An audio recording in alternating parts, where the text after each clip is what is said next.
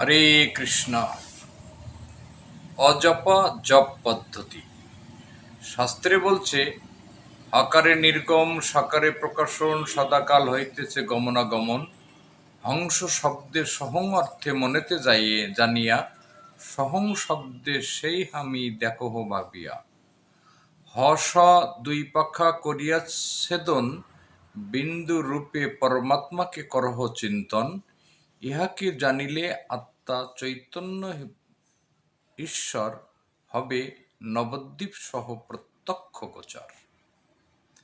আমরা 21,600 বার বাতাসের আদান প্রদান শরীরের মধ্যে ঘটিয়ে থাকি। শাস্ত্রকরগণ বলছেন যে 21,600 বার বাতাস থেকে অক্সিজেন শরীরের মধ্যে প্রবেশ করে, আর 21,600 বার বাতাস শরীরের জৈবিক ক্রিয়ার পর বাতাস শরীরের বাইরে কার্বন ডাইঅক্সাইড হিসেবে বাইরে বেরিয়ে আসে।